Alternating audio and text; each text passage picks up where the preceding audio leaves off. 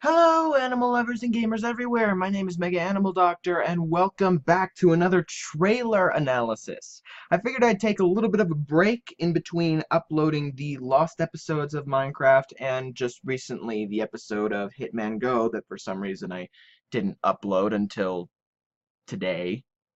I don't know why that happened. I don't know why I didn't do that earlier, but that's alright. I figured I'd take a little bit of a break because I have another trailer analysis for you. Because the second trailer for The Disaster Artist was uploaded 2 days ago. And, yeah. Not only did I not, okay, so I actually didn't expect that there was going to be a second trailer. I don't know why. I just didn't think there was going to be another trailer before the movie actually premiered in theaters. Well, not only was there another trailer, but this trailer might actually be better than the first one. To me, it really, really gets me excited, and it shows more of what they got right than what they got wrong.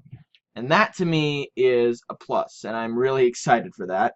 The cinematography already looks absolutely incredible. The performances also are across the board great so far.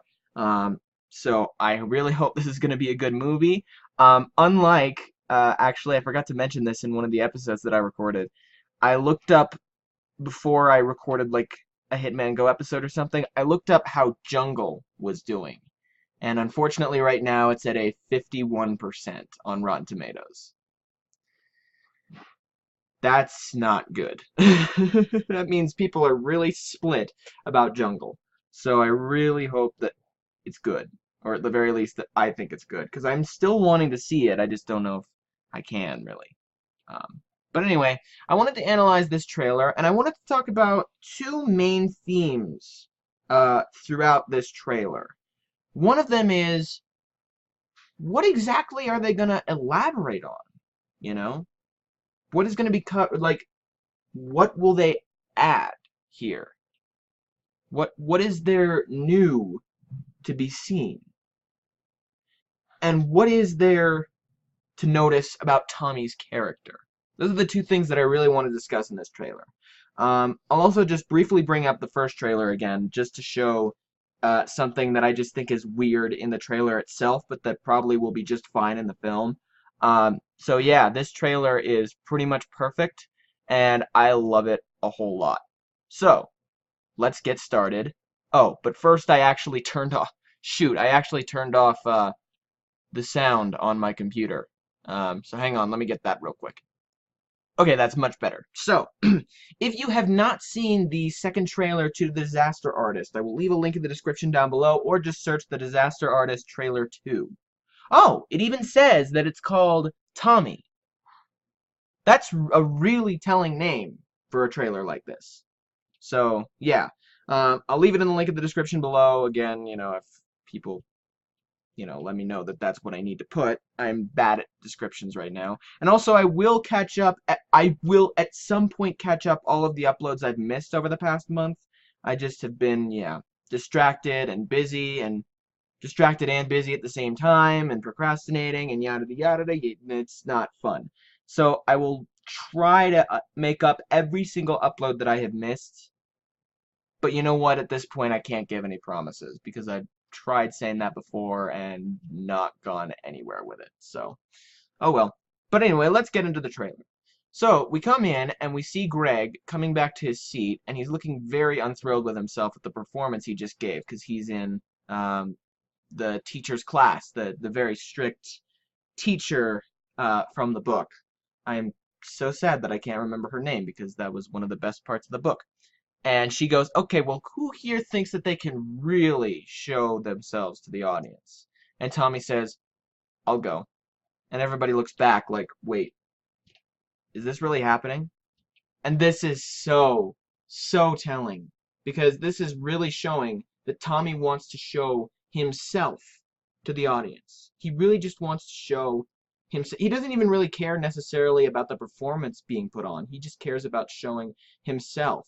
And he comes on and he sits down in the chair like this and he gets ready to deliver. I believe in the book it was the famous Hamlet soliloquy. I'm pretty sure. To be or not to be. I could be wrong on that though. So yeah, in 1998, he arrived in Hollywood. So that kind of gives us a general sense of the time period. We see him here walking to his apartment with Greg saying, all right, you don't talk about me with anyone.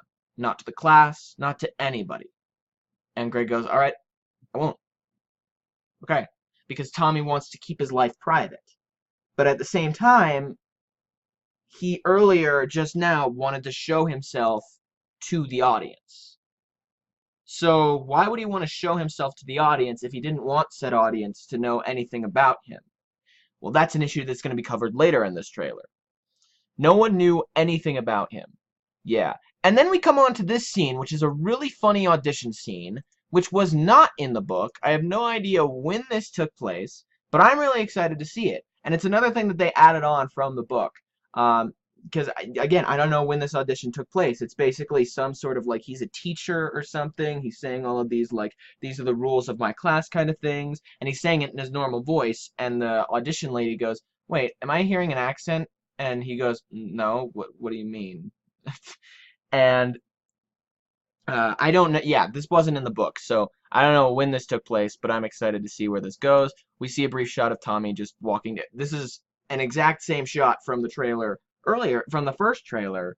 I don't know when this is. Probably when he throws the mailbox around for a reason that has not been entirely confirmed yet. So, and then we get this awesome scene. This is the scene where Tommy's about to take Greg to Hollywood, and Greg has basically no choice but to bring his mom, and she completely embarrasses him, like really, really bad. She criticizes Tommy for claiming that he's an age that he's definitely not, and at one point even says, just please don't have sex with him. I can't imagine how mortifying that must have been for Greg. This December. And then we see this shot right here, which is going here, everyone will know his name. And we see, yeah, we see this shot next of him, you know, because he's just run through this crowd, and now he's on the stage, being applauded by this crowd, being cheered by the crowd. They're all going, Tommy, Tommy, Tommy. And then next to, based on the true story. And then, yeah, here we see Tommy holding a microphone and saying, this is my movie, and this is my life. So it makes me wonder, is this after the first screening of The Room? Are we really going that far into the future than the book did? Because like I said in the last trailer analysis, the book ended right as the first screening of The Room was about to start. And we didn't get any information as to what happened after that. And I thought that the movie took a really cool direction, or at least the trailer took a really cool direction, in suggesting that it would cover what would happen after what happened during that screening. Everybody laughed. Tommy is horrified because his dream is being crushed because he wanted to make this great film. But then everybody's cheering him here. And so I can only assume that this is an actual screening of The Room after it's gained its cult following.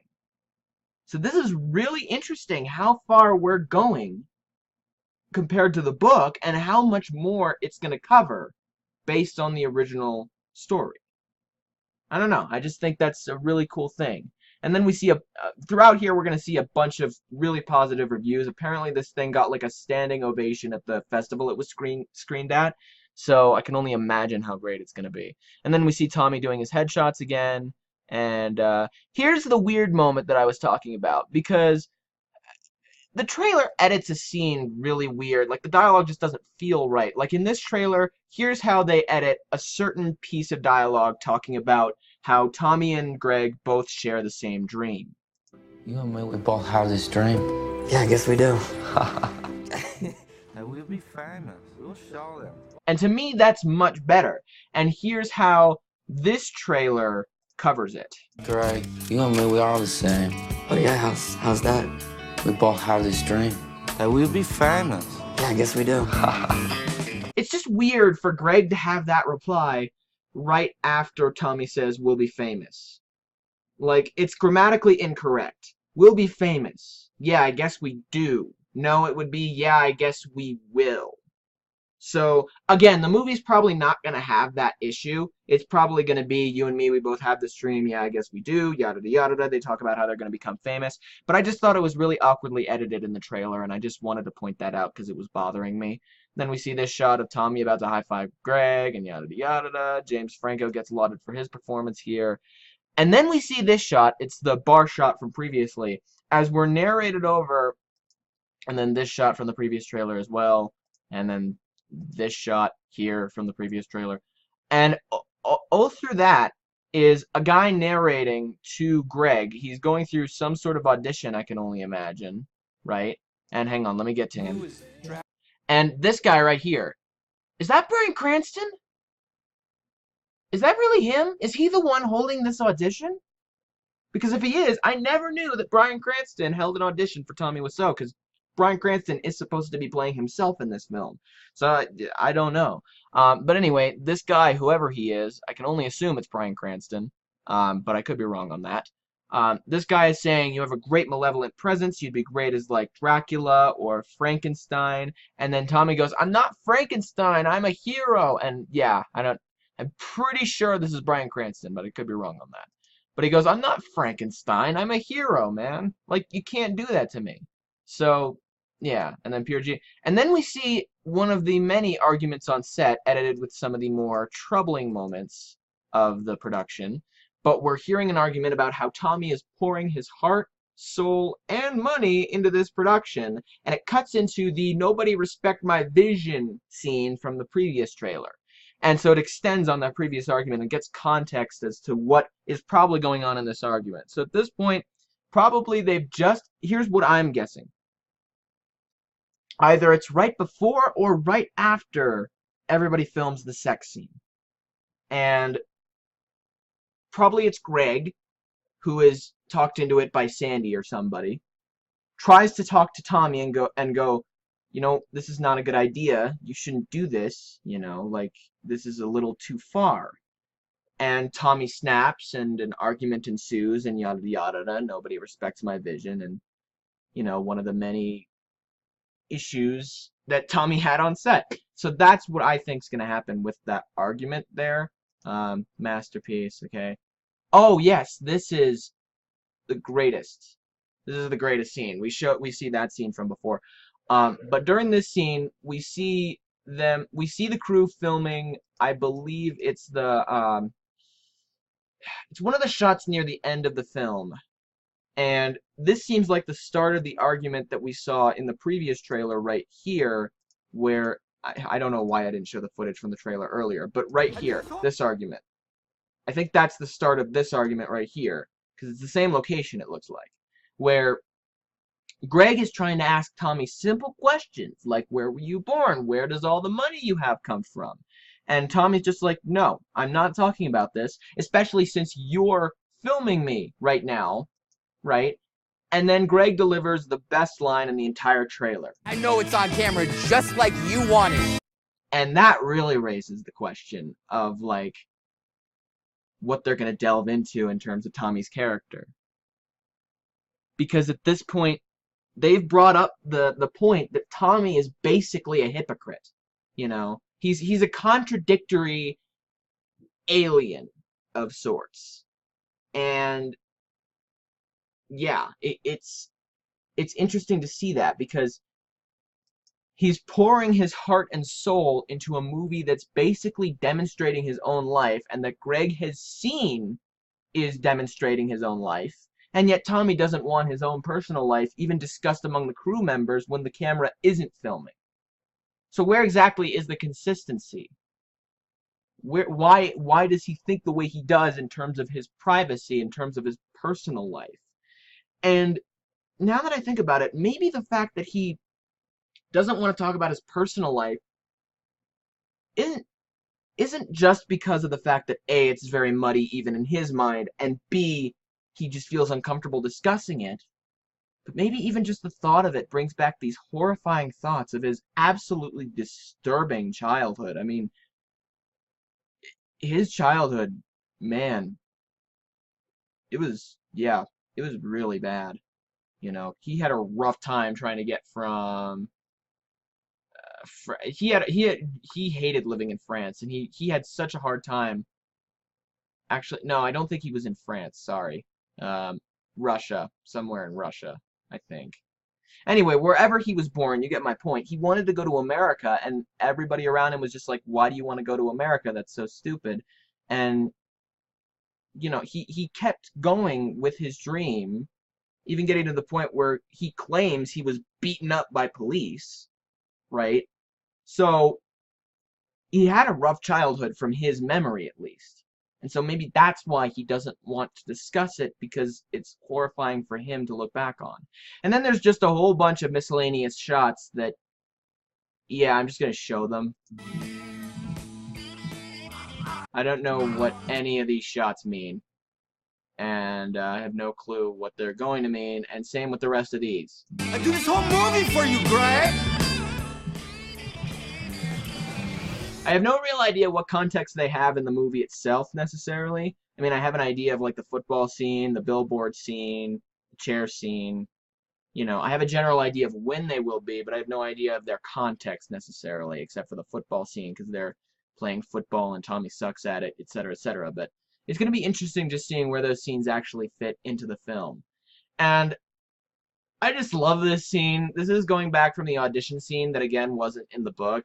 But I just love this scene so much. Can we just take it again? Try to lose the accent. The rules to the club are simple. And the quiet me forward dark. That's such a great interpretation of Tommy, and how he would most likely suck at delivering accents like that. I mean, oh, that scene is just incredible. And James Franco, from what we've seen of him so far, is doing an incredible job in this film. And I remember, that's right, he's directing this film. It's not a James Franco, Seth Rogen combined event in terms of directing. He's directing this thing. And this is like the best looking film he's ever directed by far. I mean, this is like, you know, this is being distributed by A24.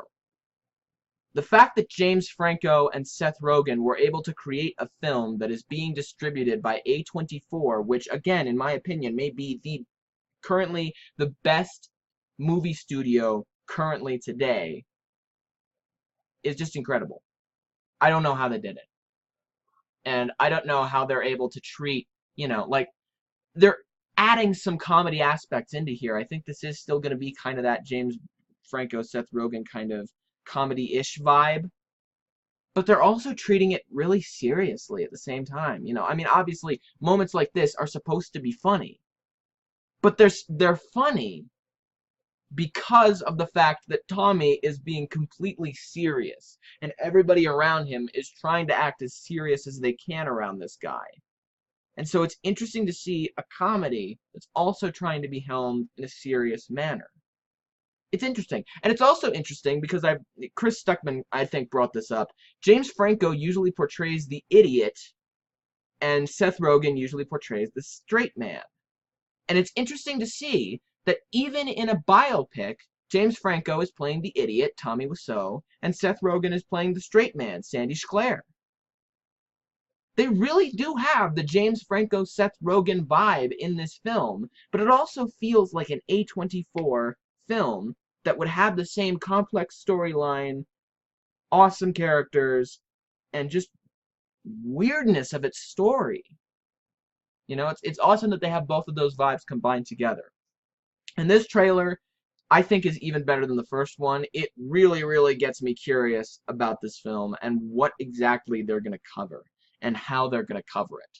And I think what I may do is I don't know how I'm going to record it necessarily. I might just have still images of the disaster artist pop up every once in a while or something, and then narrate over it.